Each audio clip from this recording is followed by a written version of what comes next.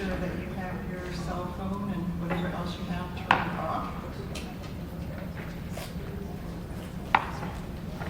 So welcome everyone. Thank you for coming tonight to this event in the Department of English, Rhetoric and Writing's reading series. After the reading, we will have books for sale just out front, and Dr. Rivera would be happy to sign them for you. We'll have time for Q&A also after the reading. It's my honor now to introduce to you R. Flowers Rivera. Dr. Rivera is a Mississippi native with a PhD in African American literature and creative writing from Binghamton University. She completed her undergraduate studies at the University of Georgia and holds an MA from Hollins University in addition to an MS from Georgia State. Rivera's debut collection of poems, Troubling Accents, was published in 2013 by Xavier Review Press and selected by the Texas Association of Authors as its 2014 Poetry Book of the Year. Her second book, Heathen, a collection that includes revisionist mythology poems, which views the classical with the contemporary American South, was published just this month by Lotus Press and was selected by poet and literary activist E. Ethelbert Miller for the Naomi Long Madgett Poetry Prize. Her poems have also appeared in journals such as African American Review, Columbia, Beloit Poetry Journal, Feminist Studies, and the Southern Review. About Heathen, the poet Terrence Hayes writes that Rivera remixes the classical and the biblical, the usual and the typical, until what we thought we knew of ourselves and others is new again. About troubling accents, the poet D.A. Powell writes, Rivera is a poet whose eye attends to history and whose ear attends to the pleasures of song. To be a writer is to be a servant of breath, as one Rivera poem puts it. Reimagining the intersections of race, gender, class, orientation, and regional identity, Rivera's code-switching ear attends to contemporary voices, even as she fuses these with classical figures. Recurring in her work is the troubled relationship with home. The South, yes, the blood-inundated delta of Mississippi, but also the family.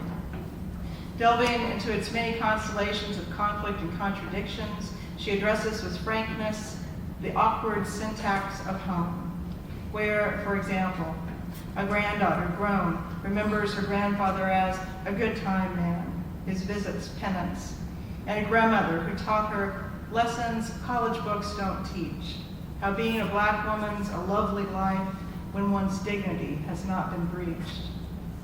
Dignity that can be breached even by a father's bluster, critiquing women by their bodies. Heathen continues the work begun in Troubling Accents, especially with this extended section of poems fusing contemporary American experience with that most archetypal text regarding trouble going home, the Odyssey. Here, Sisyphus becomes a harassed working mother, Medusa, an true Hollywood story, and Hera finally has her say about Zeus, how my man Z got one of them roving eyes. The couple imagined here as prominent citizens in a town where, Hera says, like most southern towns, scandals are common. Seamlessly braiding issues of power and desire with a precise evocation of character, throughout her work, Rivera creates powerful speakers through which her own voice shapeshifts through time and happenstance, always offering more than story, always breathing, as one poem phrases it, with blood worth burning for. Please welcome R. Flowers Rivera.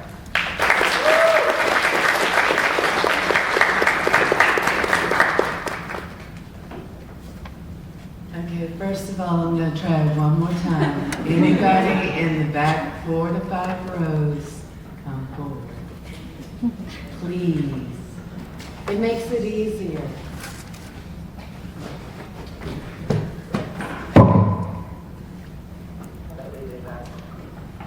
Okay. I am going to start off with some poems from the previous collection. I still see people in the back 4 to 5 rows. Come on back.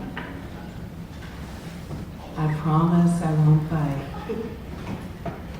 Even though I will start off with back up off me. Okay, so here's the deal. I've accumulated numerous degrees over a bachelor's, a master's, an MS, a PhD. However, when people see the facade of what I've been able to create, then they underestimate what I am capable of. So back up off me. And if you are in a poetry class, this is just a series of cinquains, right? 2, 4, 6, 8, 2. Back up off me. I must inform you that I am a middle-class thug, a code-switching whore, dressed in Chanel. I live between the lines, cussing out the waiter for bad service, then still leaving a tip. I am a rope and plank bridge stretched between 2 sides, swinging topsy-turvy before crashing. I say all this not to scare you, but to give fair warning for when I stop dropping your ass. I am your average black woman with cocklebur hair, needing the 6-week touch-up, no lie. The other one that I would like to read from this collection, or 2, ooh, did I say that? Is Requiem for Sunny Boy, especially after the discussion this afternoon. Within Southern culture, there's the idea that many people overlook disclosing tidbits of your family history. My Uncle Charles was called Sunny Boy, and he sent us home every summer the beautiful books that we could not get in the actual library. But what I realized about him much later on is that he escaped in order to survive. Requiem for Sunny Boy. In the days before when you were you alive and I had not become me, you were the refined uncle of books, delicately sculpted razor tongue. Many years escaped before I knew what no one ever said.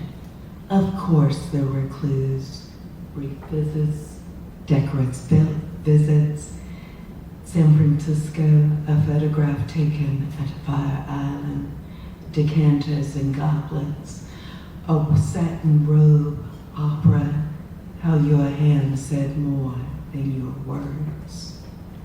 You are dead 3 years now, and I have yet to write you a book. Questions plague my house. Didn't you witness enough of yourself in my being? I mean, I don't know what I mean. Genealogy, genetics, theories fall apart.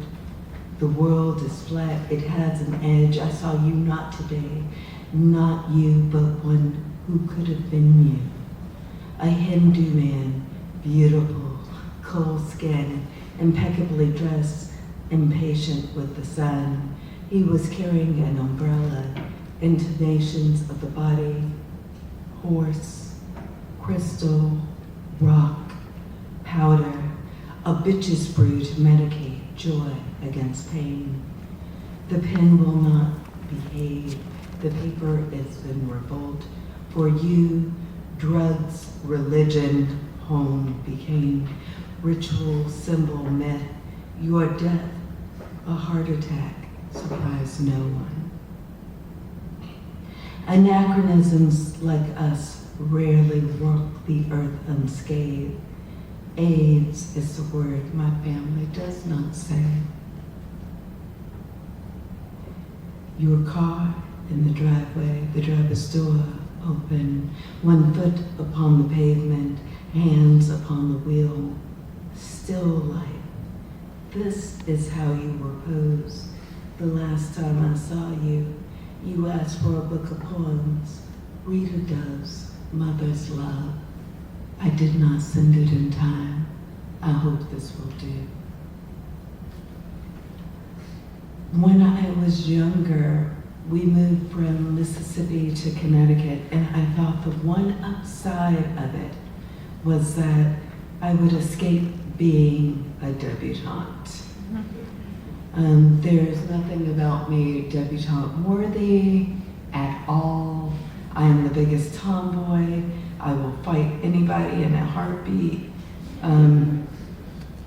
So, yes, I was a debutante. And of course, hold on. Let's see if I can find it.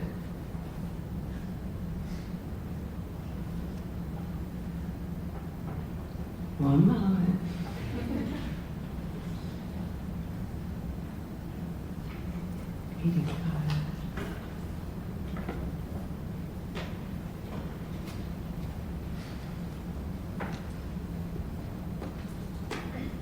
Yes, I was a debutante. I wore a high-collared dress of ivory lace, waltzed with my daddy, gave him a demure peck on the cheek. When presented, I did the loveliest of deep, swan-like curtsies. Both knees grazed the floor. But when the night was over, I also got off another day in a bathroom stall. Shame that I can't remember her face or her name. In a bathroom stall, I shook that dress, left the servant stairs, hopped up ride to the Blue Note in Biloxi, where I danced and danced wearing dark shades and an even darker room. The large mirror, the dust-laden one behind the bar, held the image of a woman unlike anyone I'd ever known. The last one that I'll read from the first collection is I Wanted to Take You Home. The reason I'm reading this is I was notorious for not bringing home the people I dated. It didn't seem worth my time. My family was extremely rigorous, is a nice way to put it. Therefore, the first serious person I dated was in college. And not only did this coincide with dating someone around the holidays, as well as dating someone. Are you okay, baby? Okay. As well as dating someone around the holidays. So not only did I need to take that person home to meet my nuclear family, but also as well as my extended family. And on the 6-hour drive from Atlanta to Gulfport, Mississippi, I realized that I could not coach that person in enough details. In terms of when a woman walks into the room, you stand up. When the trash needs to be taken out, you ask where does it need to go, not if it needs to go. If somebody gives you a plate of food, you figure out how to eat all of it, or surreptitiously discard the parts of it you cannot eat. That you do not condescend to my family and talk down to them correcting their grammar. And you realize that no matter how much I love that person, that I cannot take this person home permanently. I wanted to take you home. I wanted to take you home to show you wisteria knotted like snakes, dirt clods you could eat, burnt air heavy enough to prop up porches, to show you exactly what a crowbar could do to a windshield, to show you how to listen, a way to recognize the absence of sound when the dead travel among pussy willows like slow-moving katydids, while the wind is no colder than my drawl. No, more than that, I wanted you to stick your arm out the window. You spit to test the sky for rain so you could learn the way and know whether or not to worry about fixing your face and fussing with your hair. So you could understand the midday sun as it sealed back that pale band of skin about your wrist, the one you cling to like it's your life. So you could understand some idea of the attention required to wash and season, the time necessary to coax flavor from a kettle of greens. All this I wanted to let you see so you could have a notion of my place among something more clan and tribe.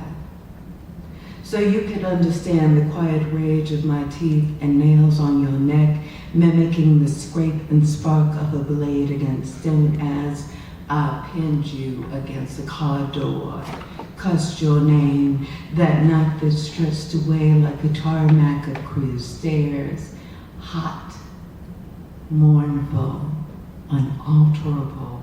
Right before I said, it's best you leave, now go. And your voice came back, full of silence and trees and clear, clear water. Baby, I'm not a tease.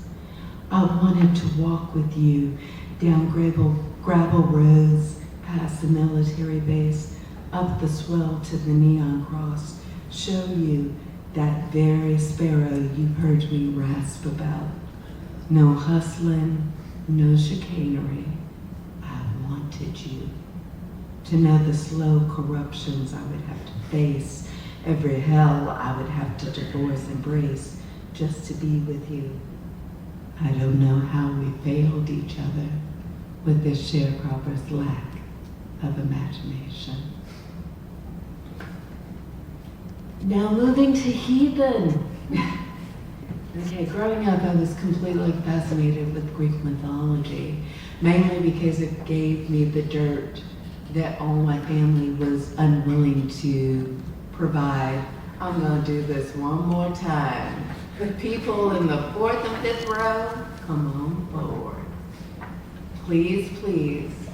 I promise I don't bite. I don't have cooties. I won't single you out. All of that.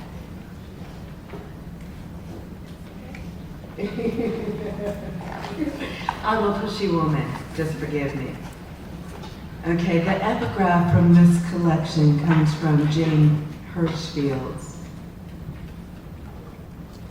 Hold on. And this is not the marked up book. The epigraph comes from Jane Hirschfield's The Lives of the Heart. Not one is held in the arms of the rest to blossom. Not one is given to ecstasy's lions. Not one does not grieve. Each of them opens and closes, closes and opens the heavy gates, violent, serene, consenting, suffering it all. The second epigraph comes from Homer's The Odyssey, or Odyssey, Book 5. Yea, and if some god shall wreck me in the wine dark deep, even so I will endure with a heart within me that is patient of affliction, for already I have suffered full much, and much have I toiled in the perils of waves and war. Let this be added to the tales of those. And the reason I decided to do this, yawning, ooh. Okay, so here's the deal. There are the narratives that are presented to us that we must reclaim, that we have to shape into the idea of what we want to become. Because if you simply accept the narratives as they are, then you sort of re-internalize the cycles of abuse that are not yours to begin with. The first one that intrigued me was Tiresias. So who is Tiresias? Come on. I'm talking to myself. Okay. Tiresias was the blind prophet, okay, the seer. However, he is the one who can tell you what your destiny is, what your prophecy is. And considering that I consider myself both masculine and feminine, it allowed me to enter a space where I said, if anybody was empathetic enough to embrace what it meant to be both male and female, this would be that space. So Tiresias had to become a woman for 7 years. Lady Tiresias, 7 years, a woman. No form will do for this work. Augury is simply a job to be done. I sit with head lowered, an unthreatening figure at the well. Though blind, I can read the meaning in all lives save my own. I know the meaning of the signs of scorched ivy reading or rising the courtyard walls, the rusting house meant to hold the rundown gate, the virgin's furtive glance, the snakes intertwined. No relief comes at night. The first time I lay with a man, I understood the importance of whether a woman offers you her milk or not. A woman may offer you what hidden or offer you what lies above her mouth or not. A woman may offer you what lies hidden below, but never that which lays below. Her heart, her hands, her lips, her mind. By day the crowds wait and wait and wait amid detritus and disease. The lines do not let up, some dreaming of floods, others dreaming of easier work. The laborers patiently queue around, abraded amid the prostitutes, the moneylenders, the fishmongers, for the one truth they already know. For it is always the same truth I offer. An empty bed can rule your mind like fire. I am a foreigner to this body, and no one will dare break bread with me, for the small talk never comes easy.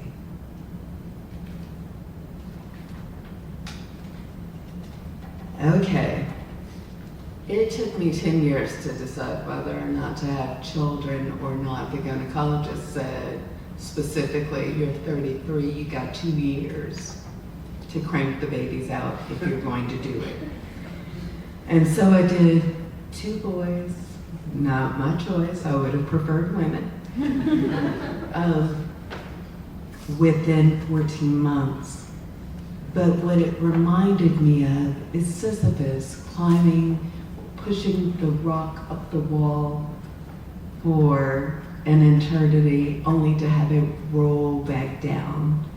So imagine Sisyphus, a woman. Pick the clothes up off the floor, empty and clean, the diaper pail, laundry, light, dark, pick and sort. Oh yeah, don't forget, brush your teeth. Unload the dishwasher, take out the trash. Unload the dishwasher, take out the trash. Make groceries, you have to eat. Not this way, not that way, not that way, but this. Wash the tub out, change the toilet paper, so much for glamour. Get up at 4 to dress for work, meeting after useless meeting, grade the papers, mark the text, answer the phone, yes sir, Yes, sir. Yes, sir. No, sir. I can't stay late again. Ride the train for yet another unending hour.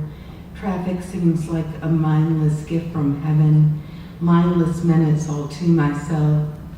Get off the train at 5, be home by 6, keep moving, push, don't you even think about being tired. Phone call. Could you? Can you? Could you please? No, I can't. Dial tone, drone, trash the kitchen, fix the food, do the dishes, scrub the scuff marks off the floor. This is what passes for exercise. Don't forget, wash your ass. Bathe the babies, breathe, make love, and fall asleep. Then pick the clothes up. Okay, I must relax and sort of feel my way into this. Okay, part of what is the natural progression of professional lives now is that one or both parents will have to travel at some point. And there is usually one parent, come on, you can do it. Usually one parent who has to travel more than the other. And what that means is there is always the person who revels in escaping the tedium of day-to-day life. So, the Achilles poem. The Achilles poem means that his mother dipped him into, oh baby. I'm sorry, I can see everything. That's the bad part of being a teacher.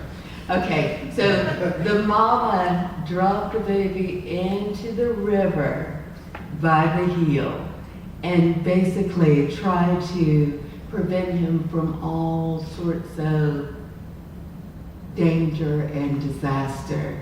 That there's that one tender spot aching. The Achilles poem, Heel.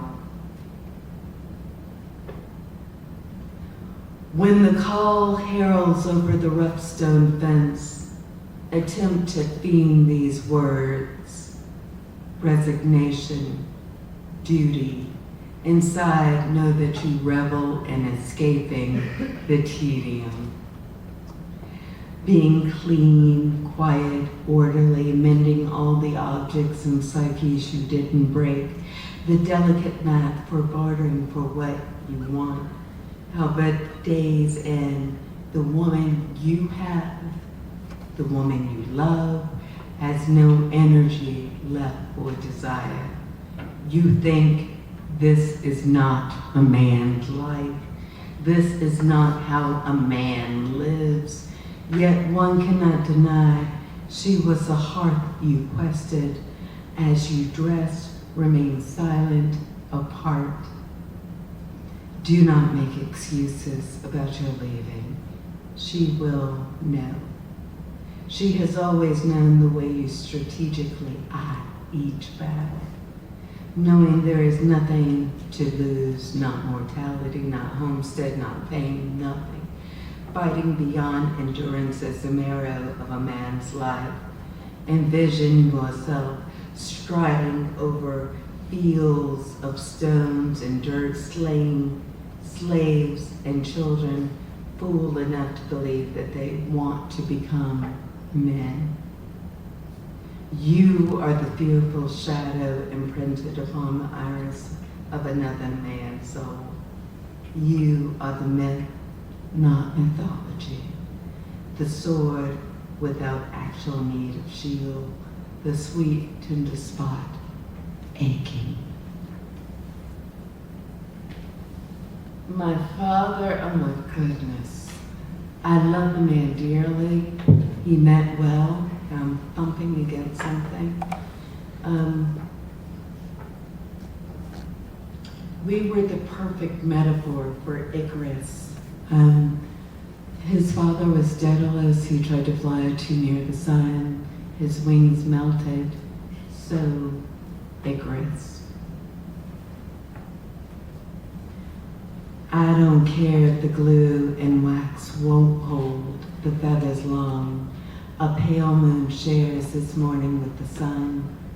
I remember all my father's misshapen admonitions. I've watched him buckle beneath his spears, living in this world. Pain blossoms like betrayals from his shoulder blades. Gravity is always calling, soaring through clouds as my gaze seek the ground. I watch the mortals push their crumbs, their empty gestures. I envy at their ability to pretend at satisfaction. I realize I am no more than a winged animal seeking glory. The gods look down from above, pity me, offer me this one gift, a trance. The sun beckons, offering its testimony with hunger and aerial tricks. The body fools the mind, glide, whirl, climb higher, always seek the pattern. I am a simple man, willing to risk one wistful kiss upon the sea.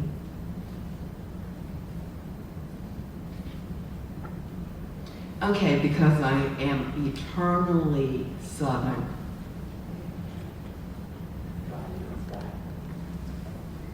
Okay, so Herrick is a horribly bad rap. And if you imagine being married to Zeus, who slept with anybody and everybody he could come close to, right? So imagine she finally gets to say her piece about being married to this man. And this recalled to mind every Southern town, every telenovela I've ever watched.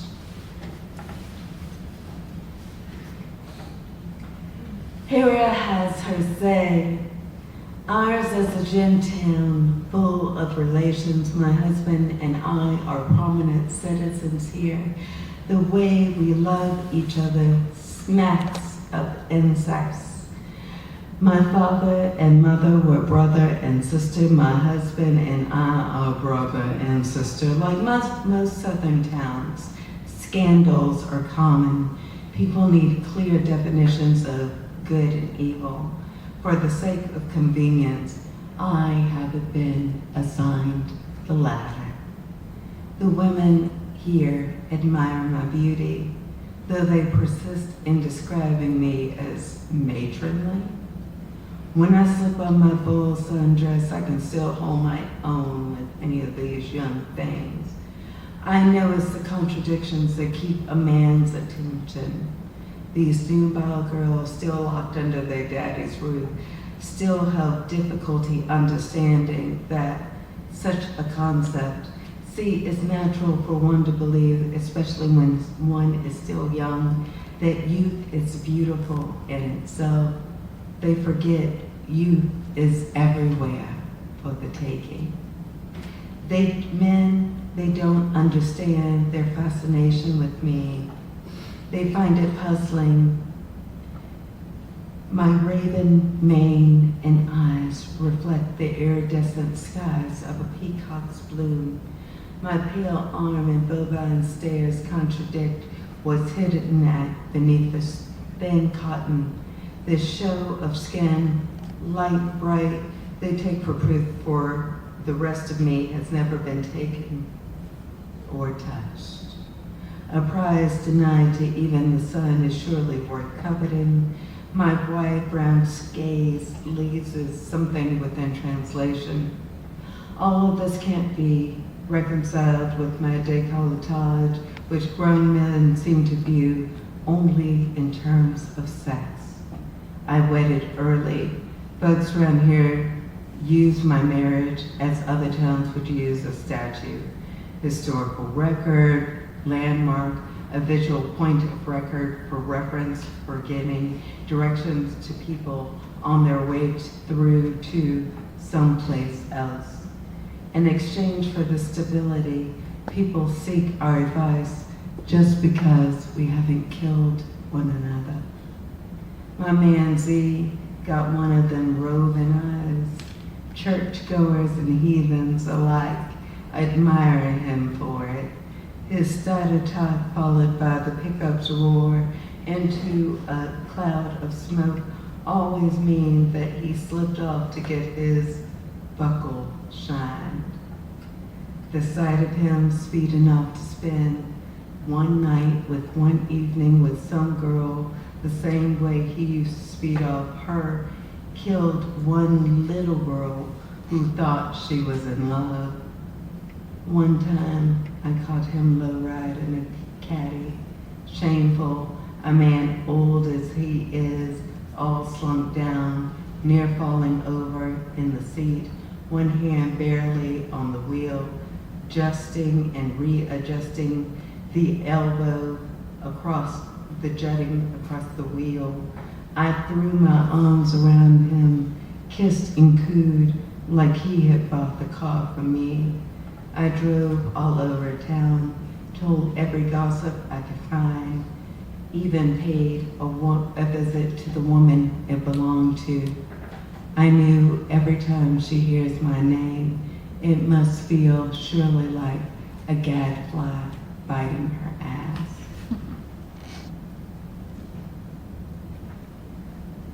My sister and I are radically different people. She is an accountant.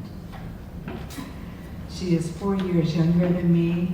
However, she's always been the older of the two. So this one is for her. And it comes from Antigone. Ismene speaks. Eteocles and Polynices are dead. Haman and Eurydice are dead. My sister escaped being buried alive only to become strange fruit. May thieves gather rotting figs and make bitter sweet wine. Antigone, I call your name. I told her that the dead don't really mind so much being succumbed to vultures and dogs. I pulled her close, whispered bromides, how a life well lived is revenge enough. But any woman who tries to undo a blind man in his blindness will never satisfy herself with dropping tears upon self and open grave, no matter I broke fool and tried to swallow a lie. For all my efforts, she just wished me dead. Piteous her form flailing between earth and sky, a statue in the dust, a woman wailing, striking her breast. I hope you don't plan to lecture me about patriarchy, about kissing the rod, about benevolent white father figures. I know all about uncles who rend your world and grudgingly offer you needle and thread. Okay.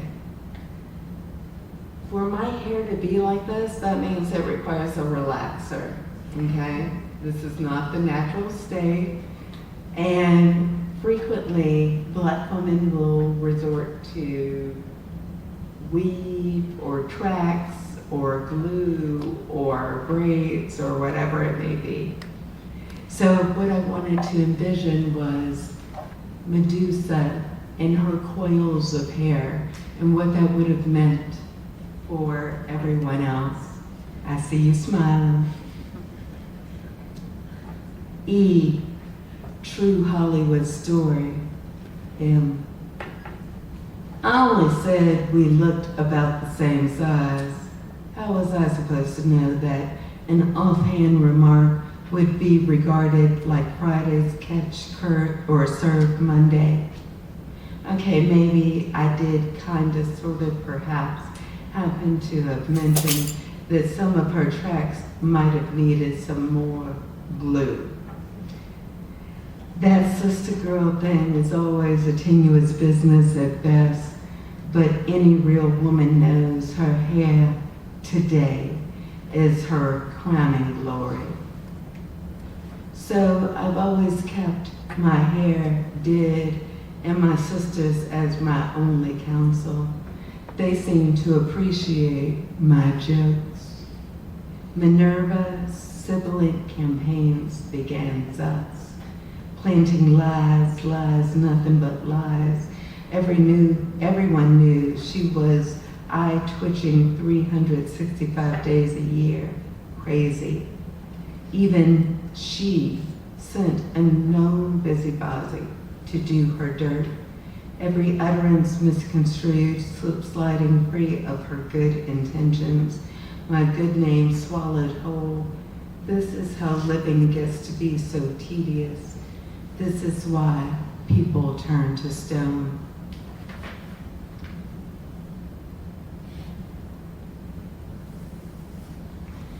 Okay. Narcissus was the very vain person who fell in love with himself, and so much so that he dipped his face into the river and drowned. Echo was the person who was in love with him. And so I try to imagine the persona of Echo. Echo on a good day. Most days are like this one, dark, dank, a guttering candle, my only light. I worked on perfecting, the better word would be practicing my smile. That I know is what startled Narcissus, the way my incisors catch the apple of my bottom lip, drawing 2 neat drops of blood. Everyone wants Narcissus. Men, women, that also adds to this quandary. I haven't spoken today, not much worth repeating anymore. This is a typical day for me, full of loneliness. In my mind, I practice 2 of the 3 words I will say. Come, blank me. Only the preposition causes trouble. On different days, I know I am sure the one I mean. 2, 4, in, on. Redoubtable is love, especially this one that uses hearts as whetstones. Books cover the wall, the floor, my bed like dross. I lie prone, hours barely moving, plundering gracile words I will repeat as if my own. My voice runs breathless circles in my throat, desperate to enter my mouth, appetent. My tongue tells my ears dulcet tales of what awaits. Pain is more bearable when you have something beautiful as a distraction. When I have been diligent, I reward myself with goblets of wine. Alcohol goes straight to my sex, engenders a bloom of purple, a lissome reminder of my beloved. I did not like the Leda poems. Yeats did them and did them well in 3rd person, but I wanted to do something in 1st person that was not so quite victimized, right? Okay. Leda to younger self. You gave yourself willingly after you saw a snow drift through an arc of light and mist, like souls to dark earth without shame. This memento mori became a big cage that set you free. Soon you will find that the stone in your chest will also become a comfort. Desire loves what it wants without reason. Faithless, you will forget your younger selves, the ones who followed rules. Try not to become afraid. Who you once were is gone. Lita, you will remember feathers against skin, acts that had no name, joy and bas relief, painting songs without slumber. Yes, bliss once spoke you a name. One day soon, you will begin to weigh slow hours watching the horizon, cradling 4 children, yearning for any hint of pearlescent water and sky. As you dream of the only fire that soothes, you will swear each remembrance of that day your last, as the swan once again extends its wings. Once again, I did not like the myth of Persephone. Rita Dove did an excellent job of reimagining the entire cycle in her book, Mother Love, of Demeter and Persephone. Persephone was ostensibly taken to the underworld by Hades, and while she was there, Demeter became so distraught that she completely wreaked havoc upon the upper world, destroying everything, laying crops to destruction. But what I wanted to imagine was a Persephone who was full of agency, who was more, I think, like me, who said that, okay, you can think I'm a victim if you want, but bring it.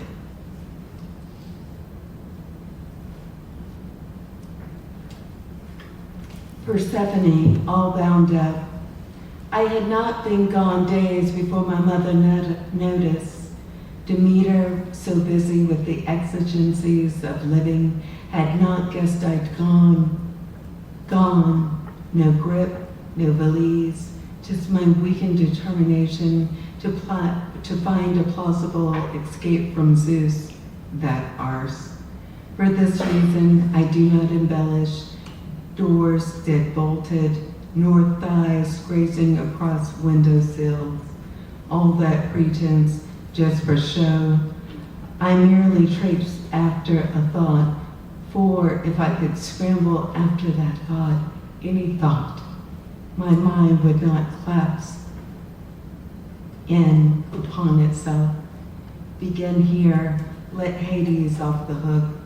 Irons fashioned into curved points are not conducive to truth-telling. Isn't every marriage an abduction? Stop, insert archaic smile. No, I let him wear me down, for there are so few men deserving of women like me, epic landscapes who consider being anyone's queen a burden, robe or no robe. Certainly he knew I could have survived on roti several months more, but the world needed a silver-veined leaf, a yarn capable of dividing boredom into recognizable seasons. Alas, poor Hades, 6 pomegranate seeds, mythology's rude. Helios swears he surveys all. Okay, he does, but why did he decide upon such a fanciful lie? Abduction? Me? Come now. Tisk, tisk. No one would be so foolish. He had observed how I only brought the most well-behaved songbirds home, then carefully guided them through the rituals, then wrung each neck. He read the signs. A mother desires normalcy for her daughter. Rape, however unimaginable, proved a more suitable lie. Dead, I watched the cardinal attack its glass image each morning, then alight upon the day, and am always reduced to tears. This is what I miss most, dawn in my mother's house. I should have known, my mother certainly should have known. I should have known. having lain with Zeus like a statue with dead eyes, Mama would have understood.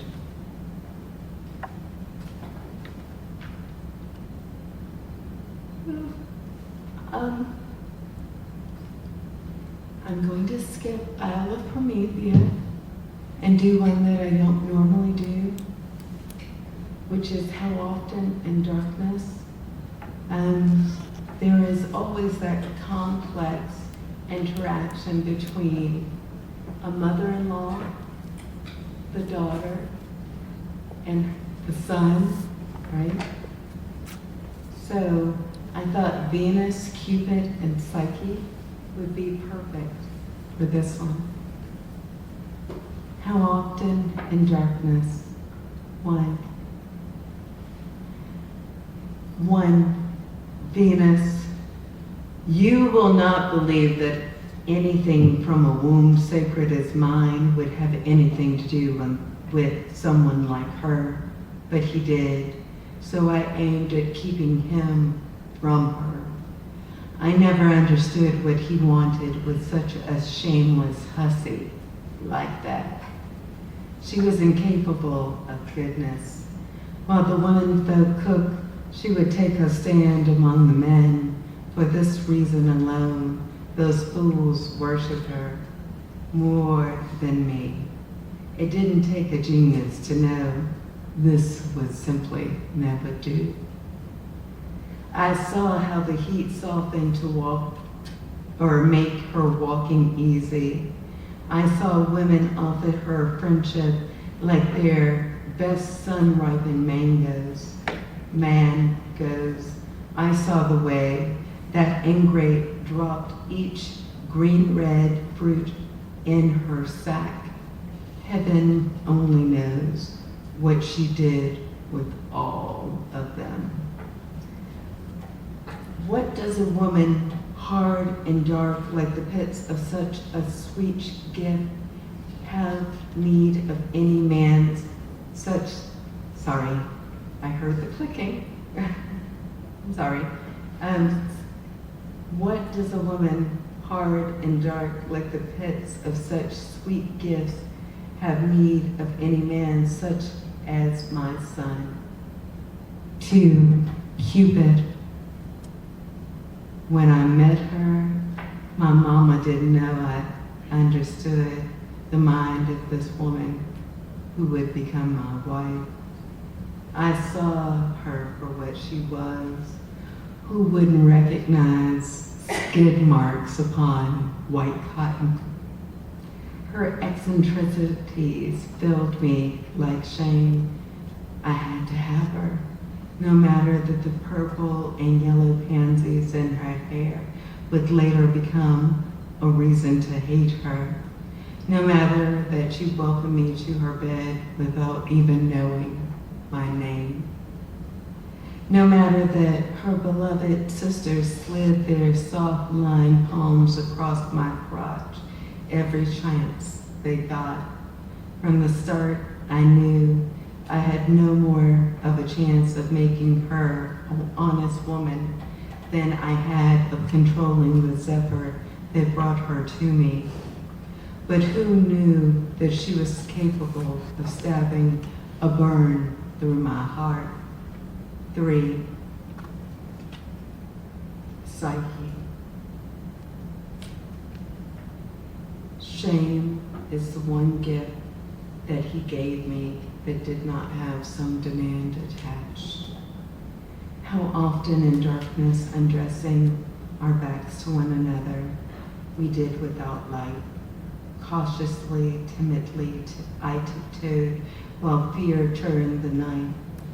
Concerning that awkward subjective pronoun, us, I learned to hone my words, while whole conversations became stabs at trying to understand how long I was expected to wander, seeking the approval of a woman who would never forgive me for giving her son the one thing her mama did not.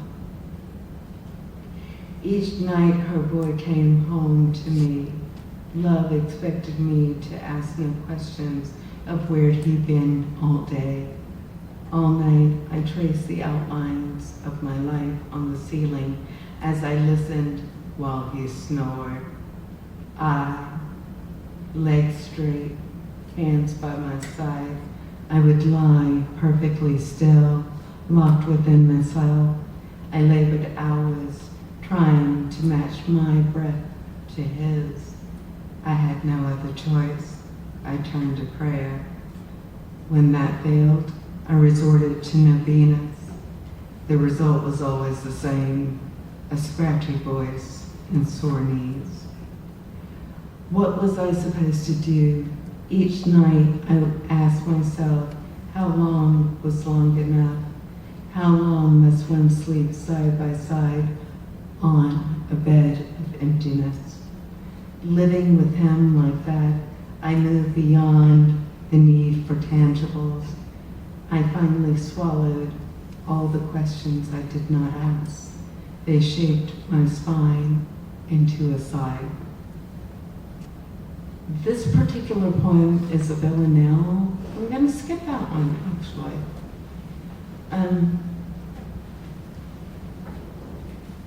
I'm going to read from the one part of the manuscript that I never read and stop there. I am Hephaestus. Who can tell me who Hephaestus was by any chance? In Greek, please. Wasn't the god of the Blacksmith? thank you. No, that's wonderful. Okay, so he was a blacksmith, and he was basically cast aside by his parents because he was not perfect. He had a clubbed foot, he was deformed, hunchback, all of that. But what that made me realize was that many of us who come from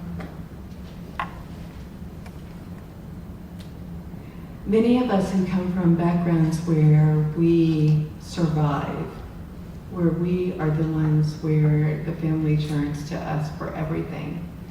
I thought it was the perfect metaphor.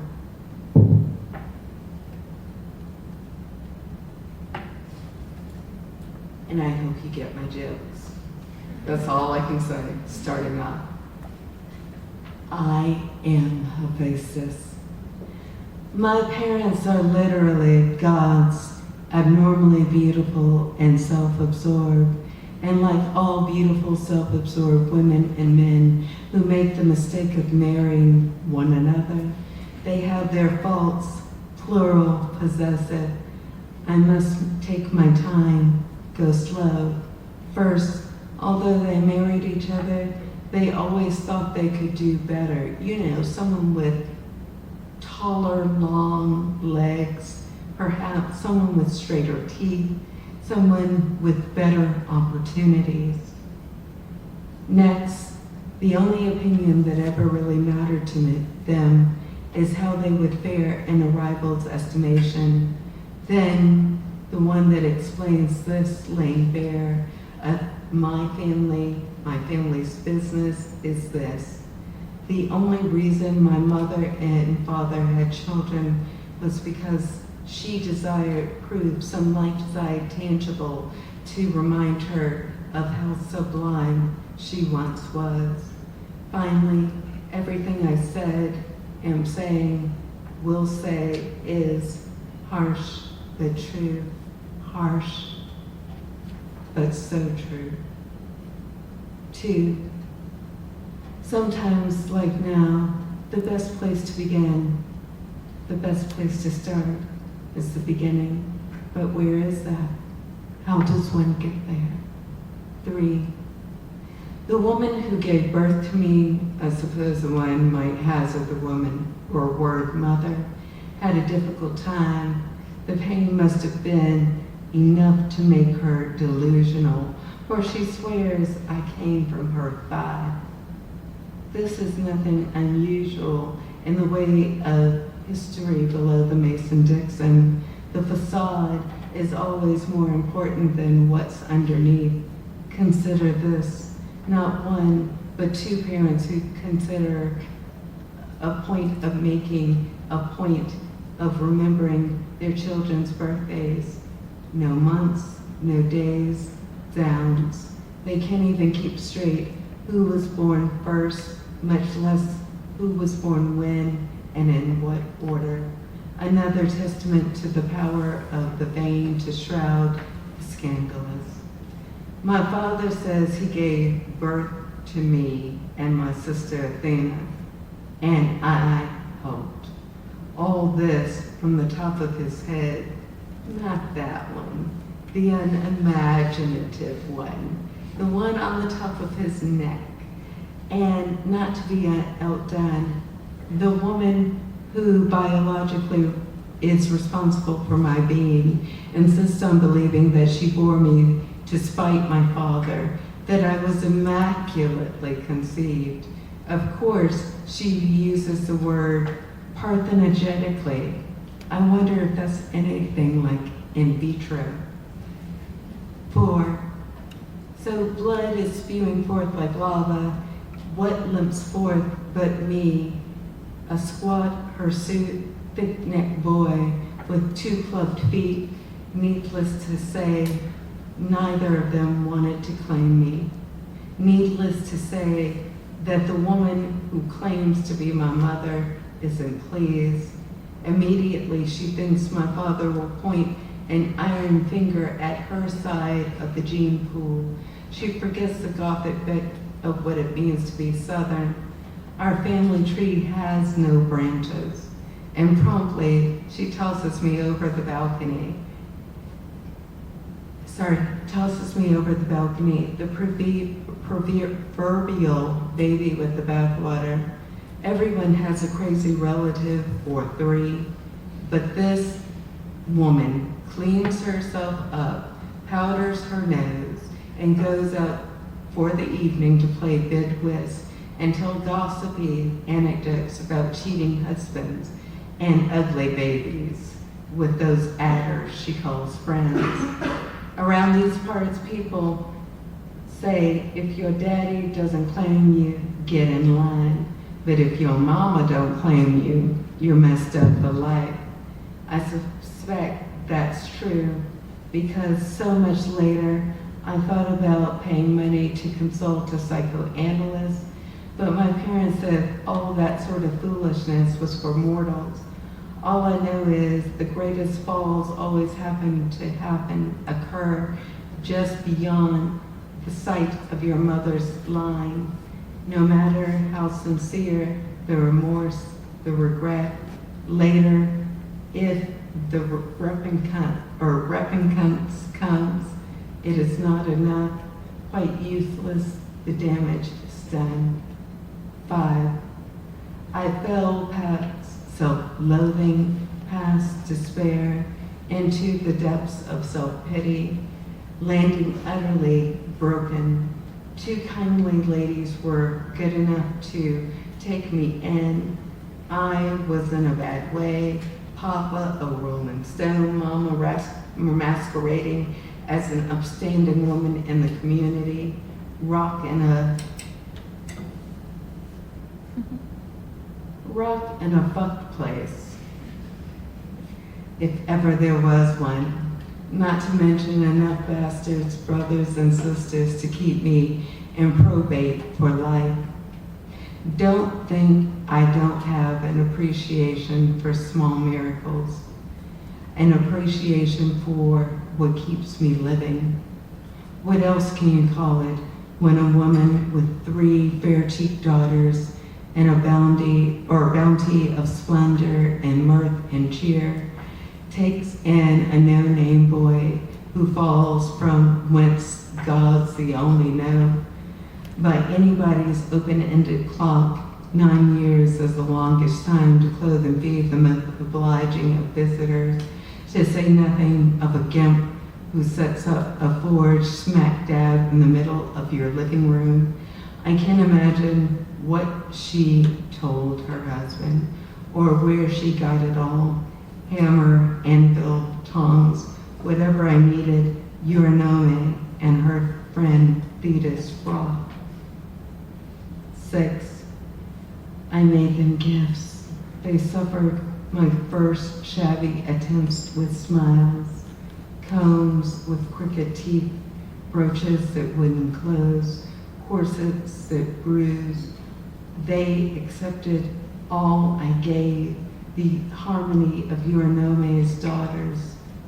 Such voices surging and waning alongside the hydra twang of my art somehow made the scintillating arc of the fires less intense, made my past seem almost irrelevant. I fell in love with them all. How could one not? A daughter of Leah became the wife of my youth. But what did we know of husbandry? Such things are better left unlearned. My work was my mistress. Her sisters were her life. When we parted friends. No hard feelings, no bitter words. 7. One day, very, very early, before Eurenome's daughter's morning bath, before I could drag myself upright, my brother Dodo shows up drunks. He says, Ma and Pa want me home. He's ogling the rising beauties. I cringe. He's pawing ocean's tapestries.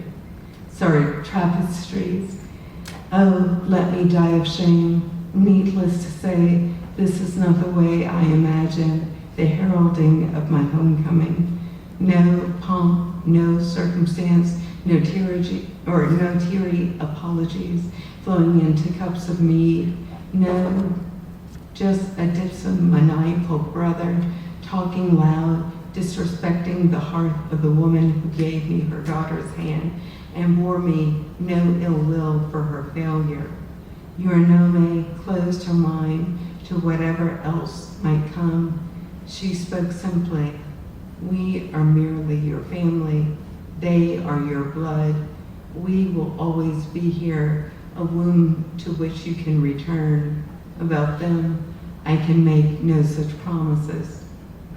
8. I return. My mother pretends to fawn. My father boasts patronizing, the likes of which the gods have never seen. Both promise I'll make everything for everyone, no promise at all. They say without ever having consulted me. They never pause to consider that I'm a grown man, that I might have plans of my own, that I may have a wish to make trinkets and thunderbolts, unthinkable locks, golden armor and golden beads, scepters, thrones, chariots, homes, spears and bows, sickles and aegis, and get this, a woman. I didn't ask what for. No one ever said, let me pay you for your time. No one ever said, what supplies do you require? No one ever said, may I keep you company while you work? Their only concern was, when will it be ready? And how long it takes so long. So here I am, and they're acting as if I am the faithful retainer, returned from the big house, the new nigga in Olympus, the only one with a job. 9. I will not be the keeper of secrets. 10. Everyone calls me baby you or Hap. My dad's a playboy, not me. The irony isn't wasted. People always wonder aloud about an August man with an ugly woman. Apropos, the reverse is not the same. Aphrodite became wife number 2. Women have this ability to overlook appearances when love is involved.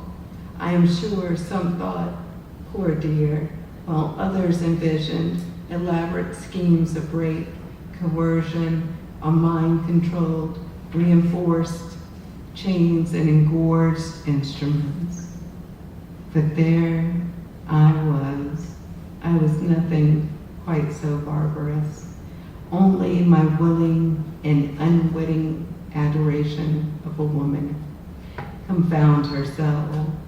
who on the surface appeared to be my better, and there were whole weeks when the vicissitudes of our life together seemed almost normal. She would attend my shoulders, salve my burns. I would untangle, brush and braid her hair. I learned never to speak of the knots, the liaisons my hands could not undo, for then she would lock her door to me.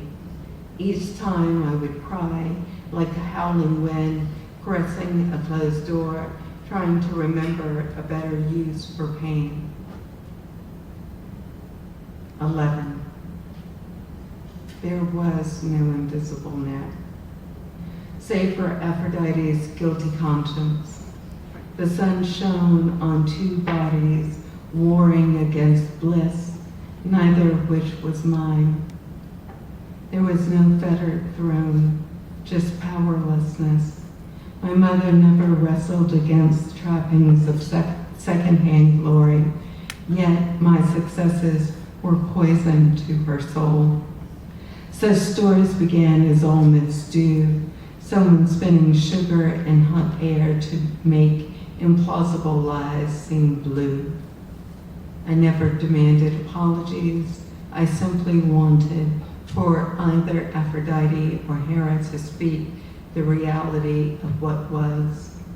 But what I need, what I know I logically wanted, neither of which could give. 12. Do I understand Hera better now? I want to say I do.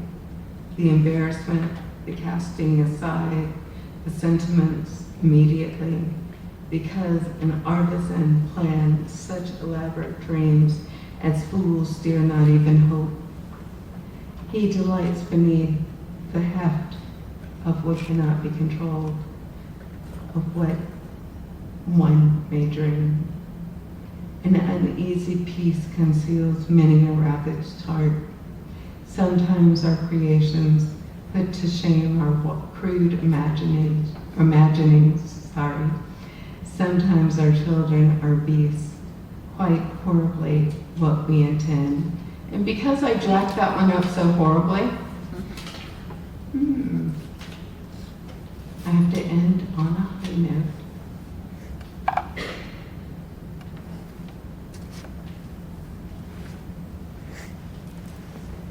And I saw you look over there.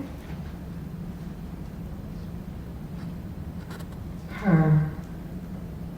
Easy. And it gets to the aspect of writing. Her. My pen is a fickle lover. She tells me such stylized lies. This is not goodbye, just a temporary parting.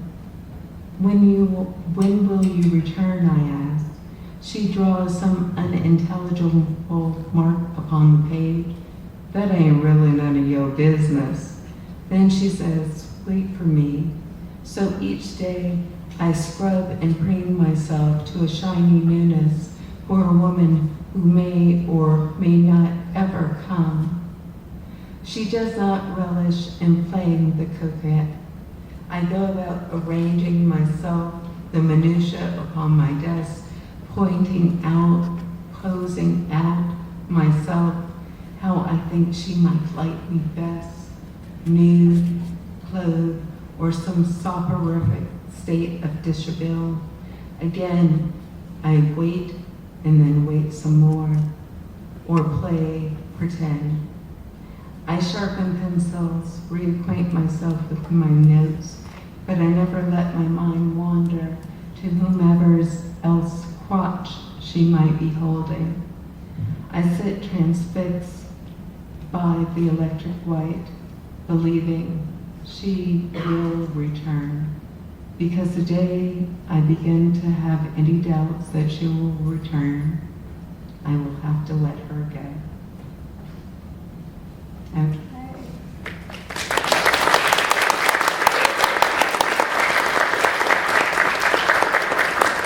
Okay, are there any questions? I apologize for being so horribly tired.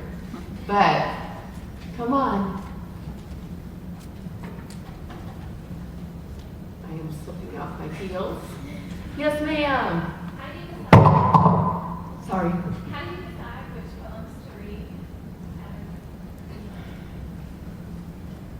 Okay, so with the new collection, I am still figuring out which sequence of poems to read.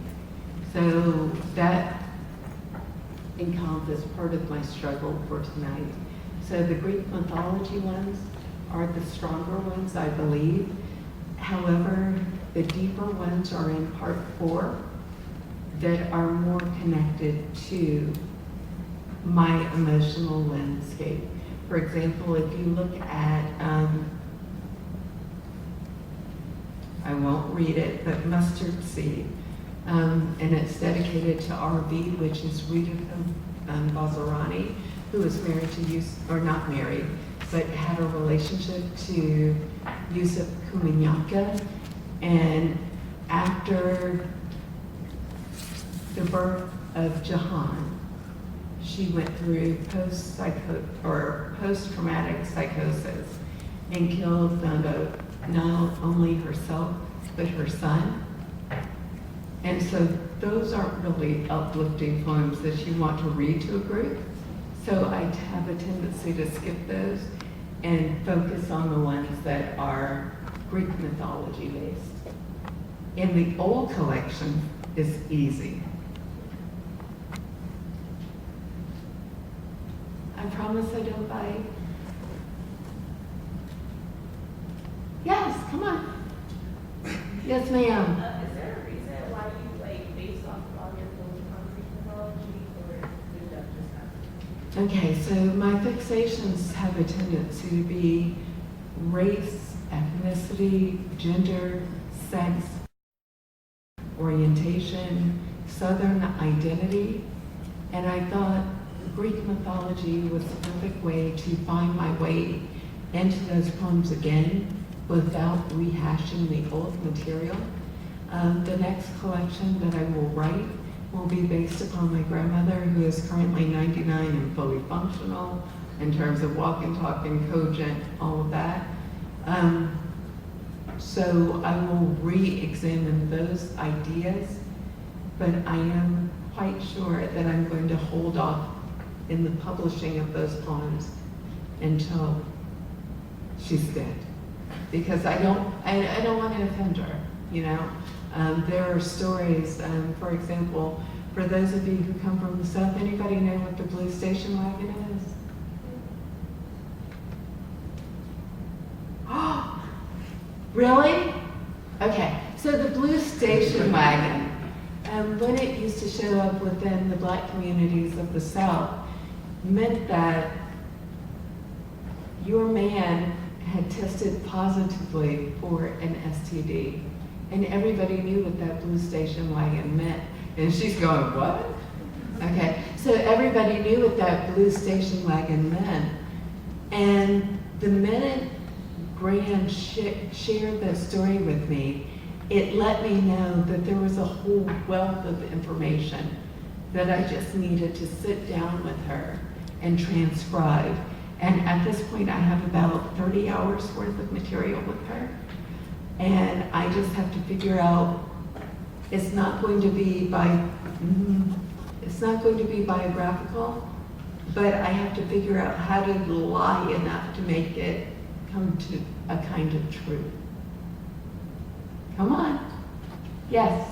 I know this might be kind of a hard question, knowing how much you love to write about it, but I was just wondering which one of the Greek mythologies was your favorite to write about?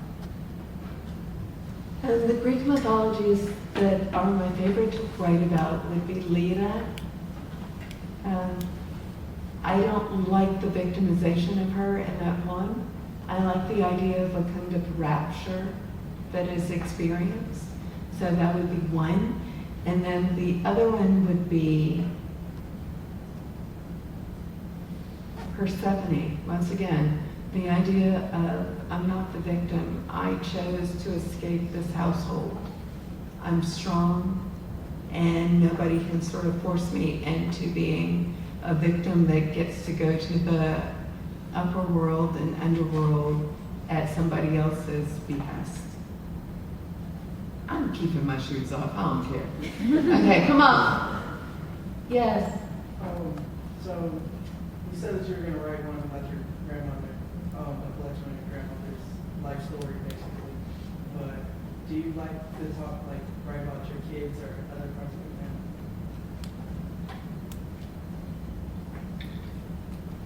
family? Okay. I would say Troubling Accents is more personal than Heathen is. There are some poems within Heathen, within part 4, that deal with the idea of, I went through an extreme, I'm being way too personal. I went through an extreme form of postpartum depression after the birth of my second child. I had them too close together, and it required a lot of intervention on my mom stepped up.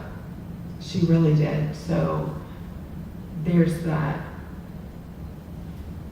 But in terms of who I really am, I would say Troubling Accents. That's the fierce, feisty, will fight anybody over any reason kind of woman. Yes. What's the hardest poem you've ever had to write? Okay. So that would be Legacy to Our Daughters, which is in the first collection, Troubling Accents. And the reason that it was most difficult to write is that, with the exception of one of my girl cousins, all of us have been hit at some point in a relationship, whether it was during or after or trying to escape. And I needed to inhabit that space. So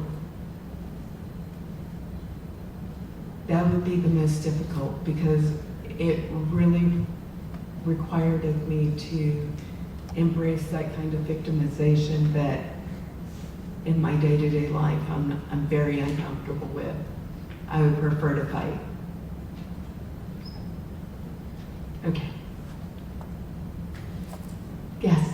Are there any particular poems that you were easily enough to write but hard to publish and like put it out there? The hardest one to publish, oh my goodness. And I can read it for you, no problem.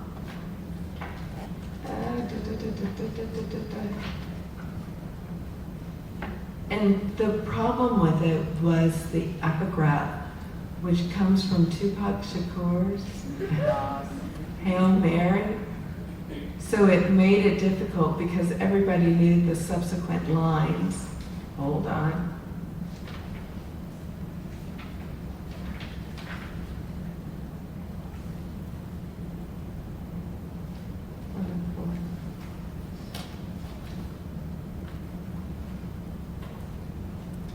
Okay, so here's the deal.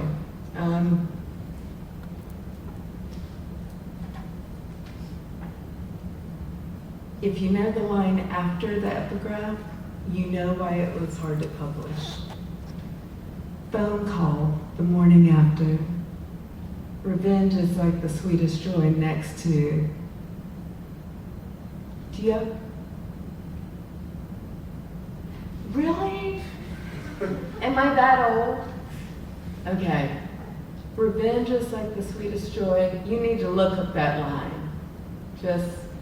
And that's why the poem couldn't get published for a very, very long time. Hail Mary, come quick, see. Da, da, da, da, da, da. No? I'm old. Okay, phone call the morning after. Remember last week you called me to dull, then suggested I not yell. I took your advice, you left me, but it appears to serve me well. Your new love came here in the dark, expecting proof we're quits of hell. but it seems my silence ate at her heart, but it appears to serve me well. I passed her my last 2 bennies because aquavit downs like hell. I don't do ambiguity, but it appears to serve me well. Now, please don't cuss. I assure she's quite fine, all doubts dispelled. And we were very mature, but it appears to serve me well.